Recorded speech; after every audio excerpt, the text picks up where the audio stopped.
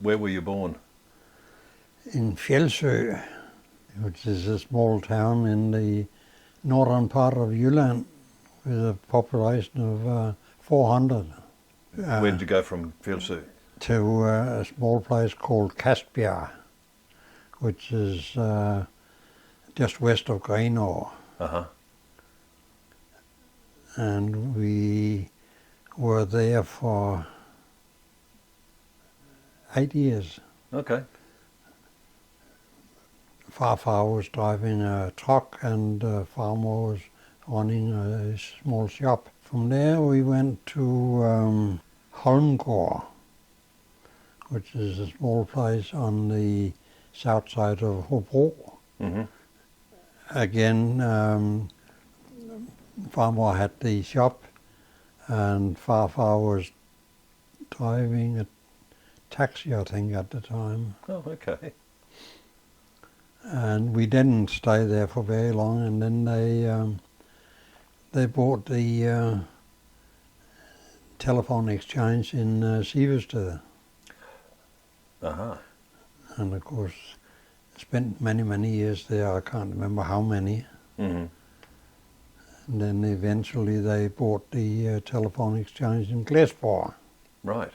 And that's pretty much where they ended. So people bought telephone exchanges? Yes. Uh-huh. Yes. In Sivested, Odd and I took turns looking after the exchange. Mm-hmm. But in Glesborg it was too big for that. They had to get professionals in to organize that. Okay. So how did they get paid for that? Somebody made a phone call and... Well, they worked for the company that owned the telephone network. Okay. So, well, people that made a phone call, they called the local exchange and said, I would like to talk to such and such. And we had a small piece of paper. We wrote that number 24 was connected to call-in. Uh-huh. And in due course, of course, we put on that they had been talking for 18 minutes. And that was sent into the office, and once a month the people with the phones, they got a bill from the owner of the system. There you go. Yes. And meanwhile you lot sat there listening in on the phone call. Well, that was necessary because you have to make sure that the line wasn't still being used or not available for somebody else. Mm-hmm. There you go. Yes. It was a very simple setup. There were, in Sivested, there were 26 people with telephones, but there weren't enough lines to go to them, so in some area 4 farmers, they shared the same number, but they had a X, U, Y or whatever and attached to the number. So they had to lift a receiver to see if anybody was talking before they made a phone call. I think in America they used to call that having a party line. Yes. I left from Sivested to go to Fjeldsø to work there. After the war, it was very difficult to get training places. So Farmer, of course, was also born in Fjeldsø, and her family knew everyone there. So they made an arrangement with the local brugsforening that I should go and train there for 4 years.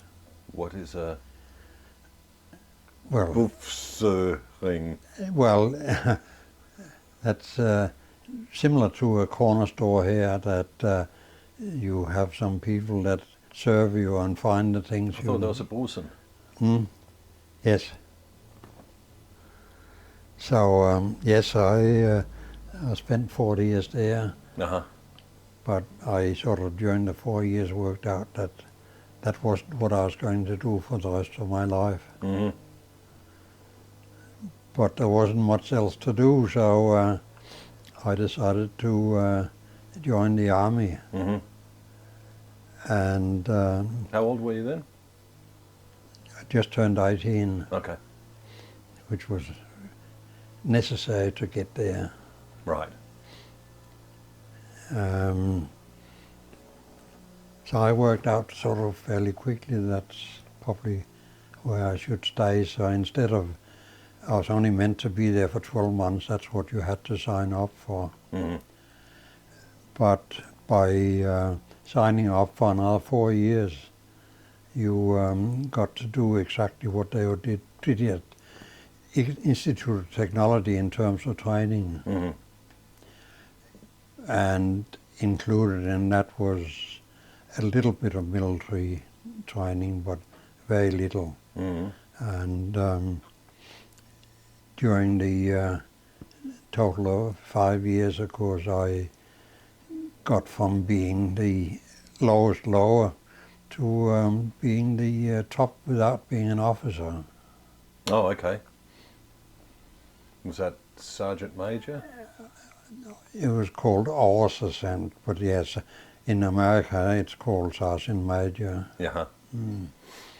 And at the same time, of course, I got my trade certificate Mm-hmm. that allowed me to work in any communication agreement with the government. Okay. And somewhere in there you met my mother. Somewhere in that, yes, I met your mother, Mm-hmm. and we got married and had a couple of kids and whatever. You did. Mm-hmm. How did you meet?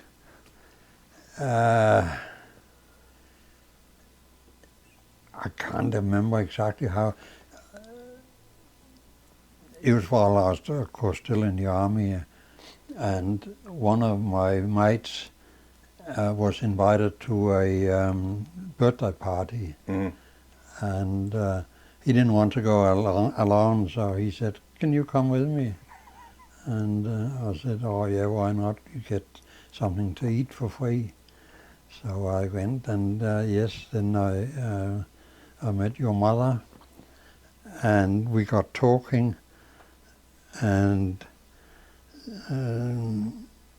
she was working at the time, and she had to go to work the following morning at 5:30, and it was pretty dark and whatever, so she said, "Could you please follow me, because I'm not too keen on going on the street in the dark." And I did follow her home and went home, and she actually came and got to the guard room and asked to talk to me the following day. Mm-hmm. Sorry, the following weekend. Mm-hmm. And yeah, that's where it sort of developed from there. There you go. Yes, And then you left the army, yes. which you told us about the other day. You had to wear your underwear home. I had a big overcoat, yes. Yes. And I finished with the army one day and started working for the television company the following day. Oh, okay. Oh, sorry. I finished on the Friday and started at the television company on the Monday. What was that television company? TV Denmark. Oh, okay. That was the only one there. Uh-huh. Uh-huh. So yes, I got to do my training with them just outside Aarhus Mm-hmm. for 4 months, and then they sent us to Copenhagen, and of course we spent several years there while I worked for the television people. Mm-hmm. But in the course of these years we were talking about perhaps trying something else, and we discussed that it may be worth going to New Zealand or Australia or Canada. Mm-hmm. And we also decided that with the money the government was paying me, it would take about 100 years to save up for the tickets. Mm-hmm. So we decided to go to Greenland and got a contract with the telecommunications company up there. And during the course of the years, of course, we sort of talked about what to do and what not to do, and generally came to the conclusion that, yeah, we would finish the contract in Greenland and then we would decide to go to Canada or Australia. We gave New Zealand a bit of a slip because we felt that it wasn't really worthwhile from what we read about New Zealand. Really? Mm. So we had a bit of holiday in Denmark, and your mother had a silver coin and said, krone is Australia and flat is Canada. Mm-hmm. Yes. And corner one. Yes. Damn. Mm. You missed you did the pirate radio thing. Oh yeah, well, that was sort of in between, yes. When was that? In 60. So between the army and... No. After the TV. It was after I started working for the television, and the way it works in Denmark is that you can maintain your job and stay outside for 18 months without losing your experience and whatever. So some guy asked me if I could operate a transmitter on a ship, and I said, well, I guess I could, because the transmitter was the same as we had in the television industry. So we got there, yes, and we got going, but it didn't do too well. They didn't make any money, and of course, eventually the government didn't like these broadcasters that were not controlled by the government. So they passed a law to make it illegal to operate and to work for these companies. The company I worked for was registered in Lebanon. Mm-hmm. And of course, the fact that it was illegal to work there, I had to give it away. So I went back to the television for another year before we went to Greenland. You had a couple of exciting trips to Germany or something. Oh, I had several trips because we we had nothing but a transmitter and a screwdriver and a couple of spanners. So anything that went wrong, you had to go to the factory to get bits and pieces. Mm-hmm. So at the time it was a little bit of a hassle because you had to go through East Germany to get to Berlin where the factory was. Mm-hmm. But it was no big deal. We went there several times and got what was needed, and the system would have been working fairly well. It's just that they needed more money to get the customers, but the government said, nope, we don't want competition to our government-operated. But didn't it sit in international waters? Yes. Between Denmark and Sweden? Yes.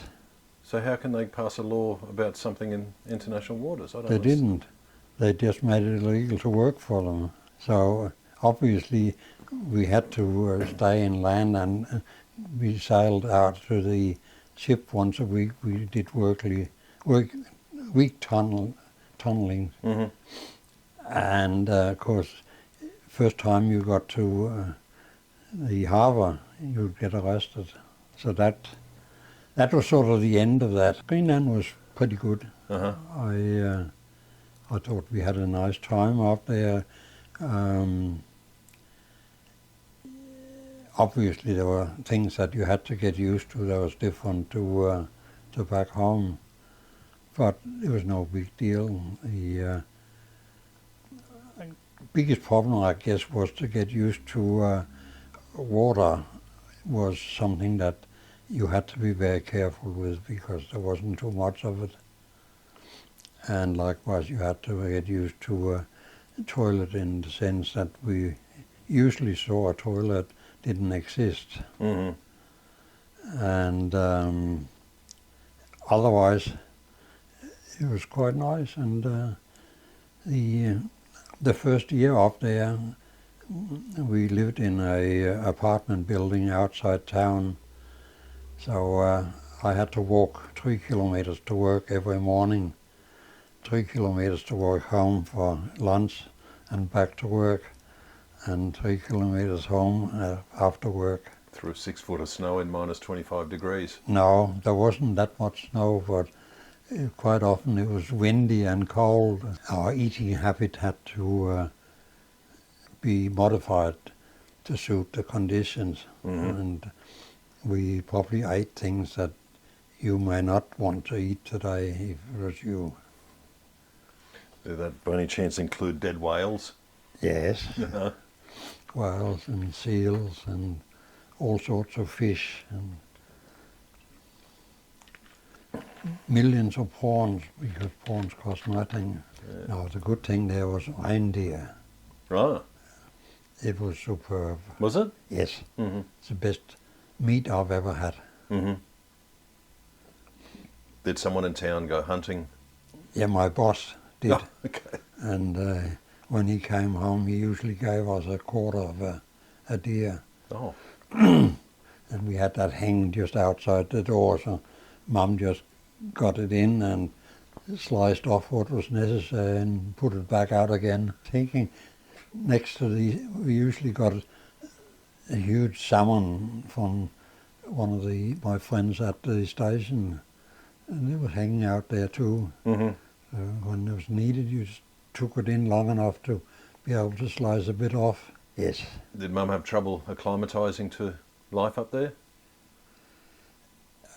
I think she only really had trouble the first year because there was really nobody to talk to, because in the apartment building we lived in, most of them were Eskimos, and most of them didn't speak Danish. Mm-hmm.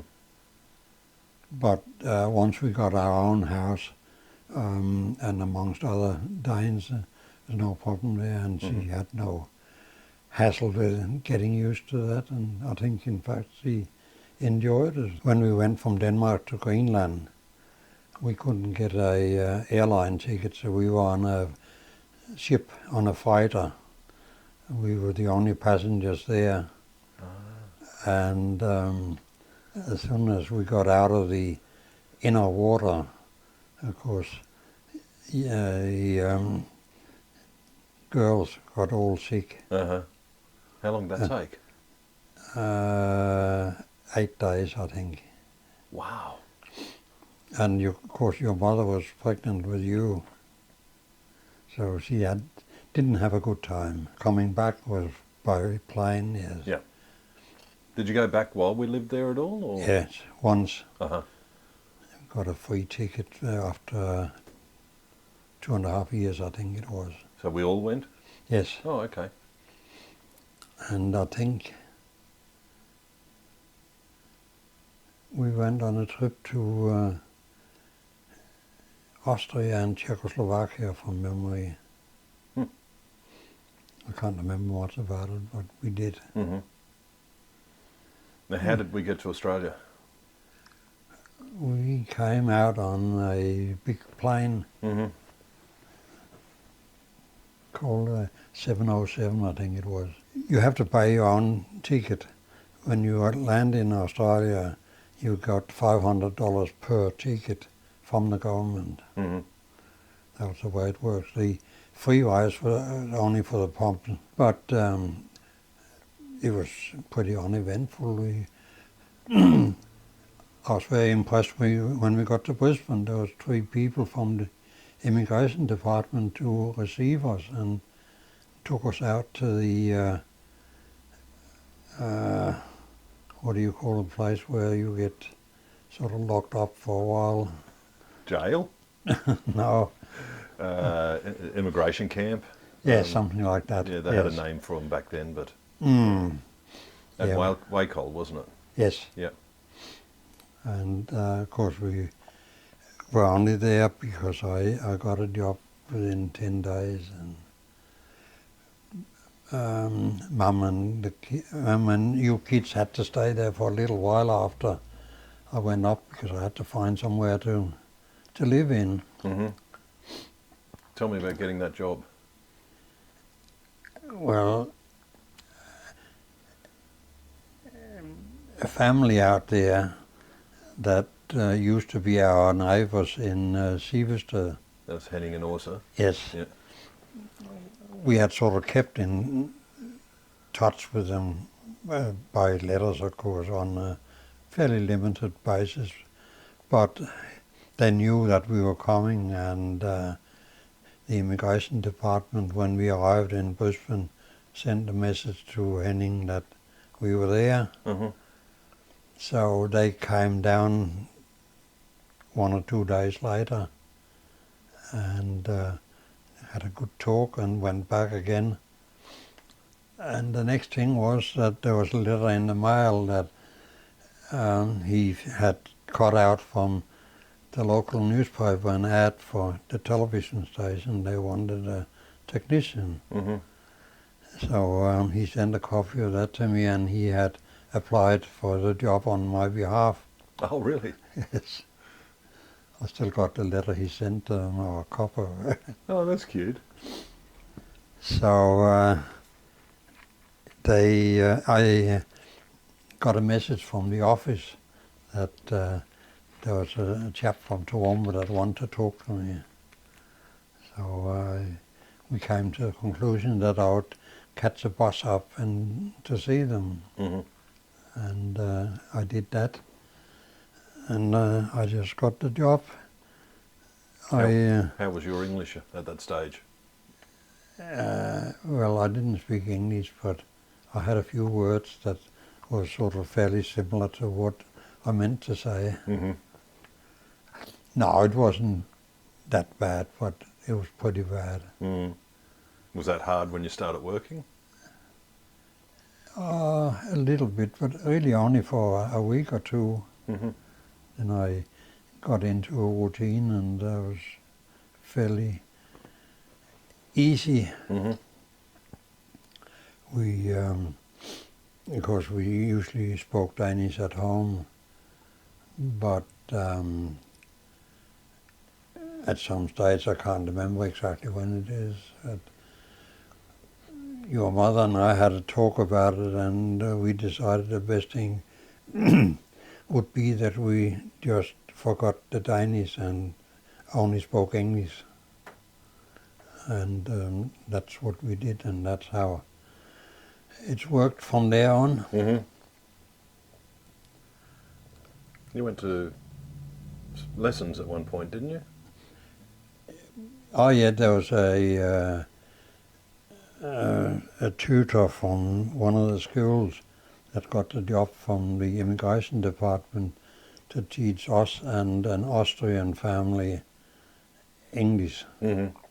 And that was 1 hour once a week for 8 weeks. It's not much, is it? They're the Austrians that we became friends with? Yes. Erhard? Yes. Strohmeyer. Strohmeyer, yes. Yes. Yes, they had a service station and a driving school. Something like that, yes. Yep. And a horrible son. Ah, that's possible. I'm not sure. Mm. Okay. So yes. That was Toowoomba. And yes. Perth Street. Mm-hmm. And then we ended up in a back hole, central New South Wales, Well, yeah, what happened was, of course, after, about 5 years, I guess, the chief engineer quit and they wanted a new one. And I told them that I would be prepared to take that job. And they said, yeah, that's fine. You continue on the same salary as you are on now. And I said, I don't think that's the way it works. And we talked backwards and forwards, and I said, well, that's fair enough. I'll leave on Friday. Mm-hmm. And the following Saturday, I bought Sydney Morning Herald. And there was an ad in for a television engineer in Griffith. No, it didn't say where it was, inland New South Wales, and the phone number was there. So I rang, and being Saturday, of course, Mr. Gamble was all on the job and in his office. He answered the phone, and I explained roughly what I was doing and where I was and what I've been doing. And he said, oh, can you come to Griffith? I said, yeah, if you tell me where it is, I can. And he told her, there's a bus going that goes almost straight to the door. So if you take that in the first opportunity and give me a call when you get to Griffith. And of course I went and saw him.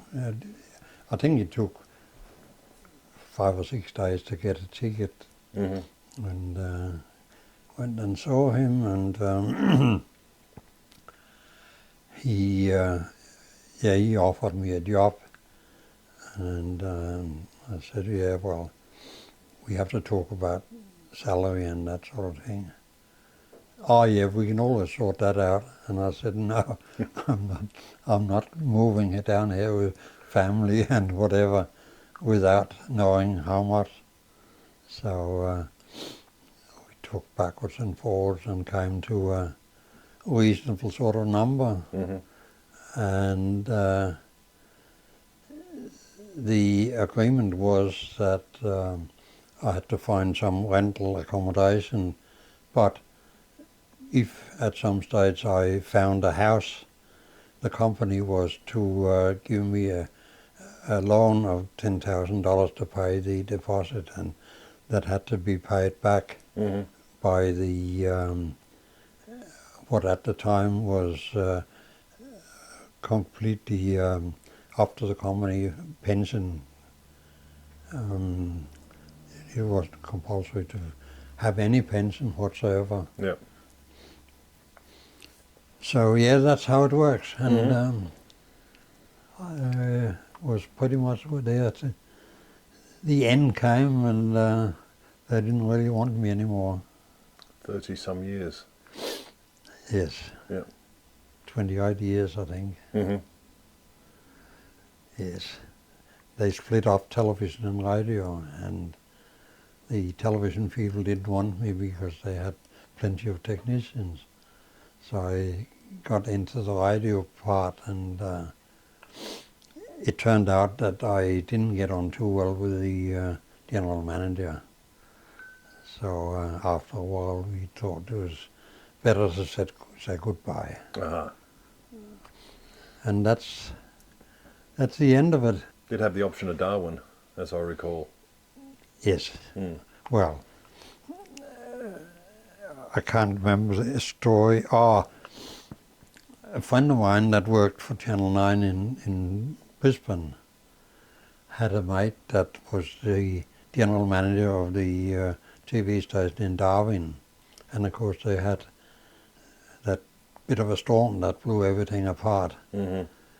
So he rang my mate at Channel 9 and said, oh, do you know somebody that can do this job, because we have to start from scratch?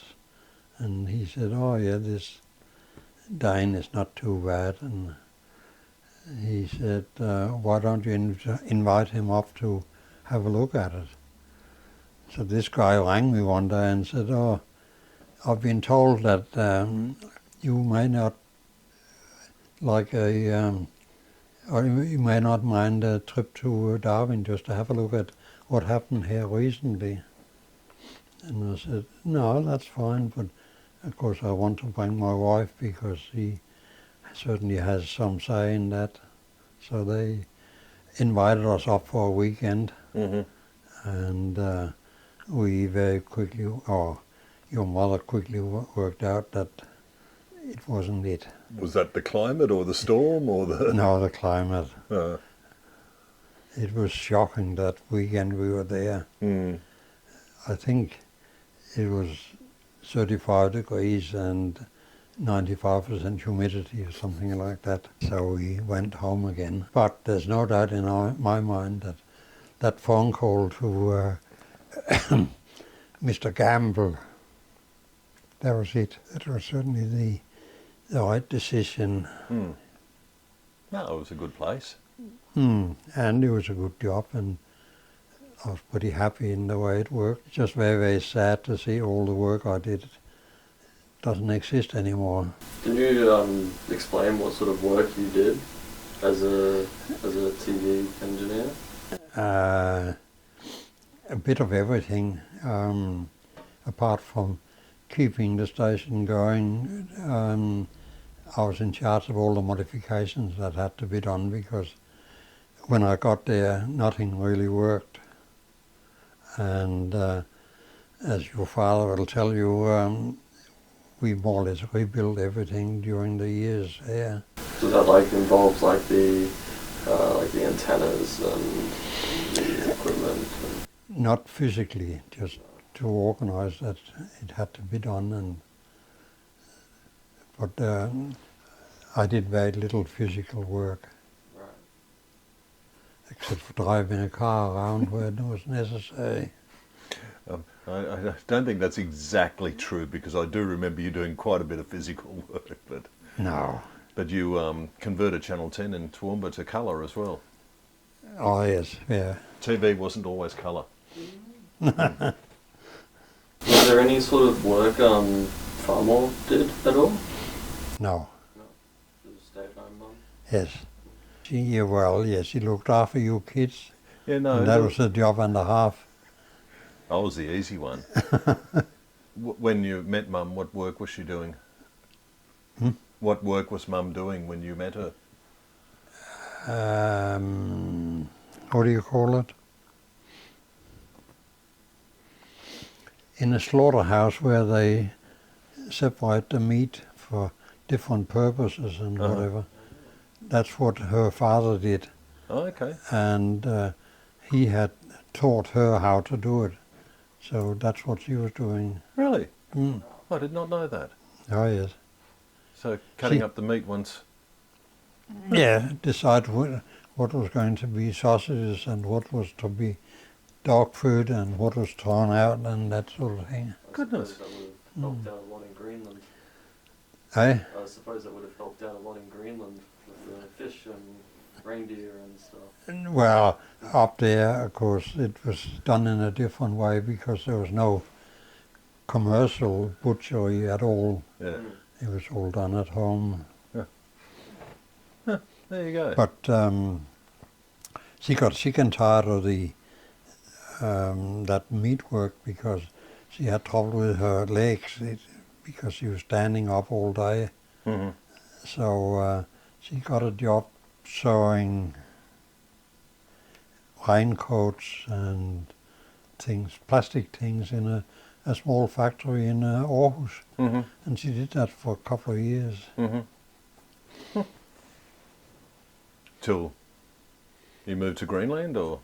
No, not, I can't for how long, I don't remember.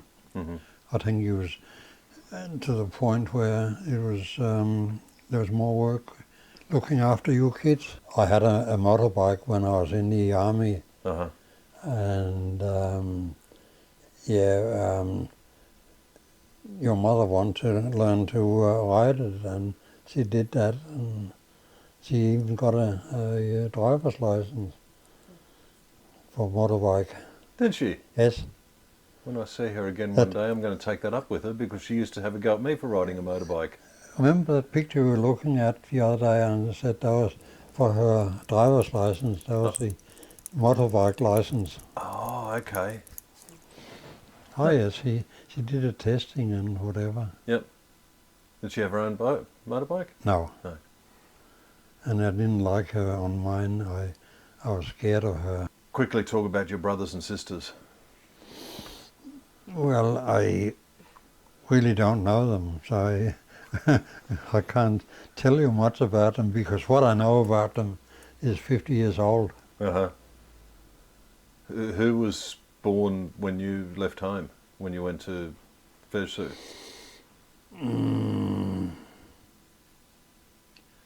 I think that was the year Nils was born. So it went Ruth. Wood, Åse, Eva, Jul, Lis, Per, Nils. So there were 7 of you. What was that like? I Don't remember. no, I don't. Sounds like I- chaos. The only thing I remember really is that in my very young days, just before school and early school days, was that I was always hungry because the food you could get didn't fill you up, Mm. and of course everything was rationed and Because of the war. yes. And I remember that no matter what clothes you were wearing and whatever, it had to be repaired every day because it was falling apart because it was just lousy quality. Mm-hmm. And at school, the pencils we had, they broke apart all the time, and you're only allowed to get one every so often. I can't remember how often it was, but that was a real problem. Mm-hmm. And of course, to write with ink and one of these steel pens was a job and a half, and very, very, very difficult. And of course, it was a little bit of a hassle that we had the inkwell in front of us on the table. Why was that a hassle? Well, it's dirty. Uh-huh.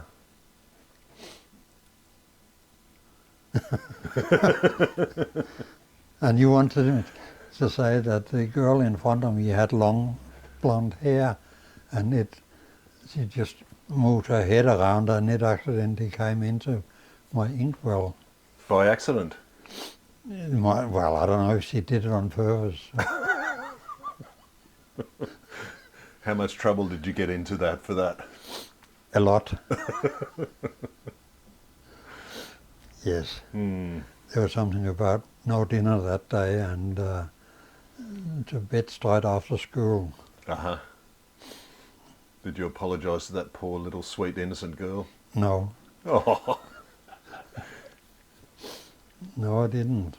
that's mean. I can't even remember her name. Oh, and she's probably still traumatised by it. She hasn't had long hair since. It was there were 3 girls in my class, and she was the only blonde, and it was just unlucky that she was close to the inkwell. When did you finish school? In 50, Uh-huh. when I was 14. 14. Yes, What's that? Like year 9 or something? Grade 9? that was standard. Was it? Hmm. Mm-hmm. Yep. Where we were, there was no other schools than the state schools. There was no private and no going any further than 7th class. Were you allowed to use a calculator?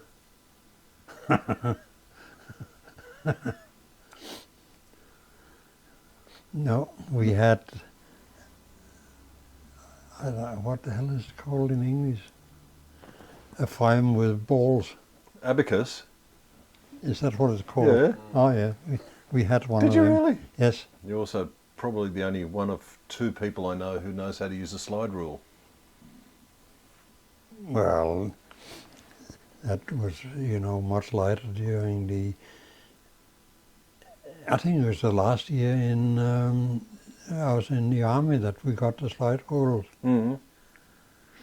Otherwise, it was pen and paper for whatever you had to work out. The calculator is not that old. First calculator I got was one that was given to me as a advertising item from, I think from Philips. Okay. And it was a very, very simple It was a one. basic one, wasn't it? Yes, With red LED display. yes. And it could do very, very little in terms of numbers because the display was only 5 digits. Mm. So there was really not much use. No, I think that'll do us. Thanks, Dad.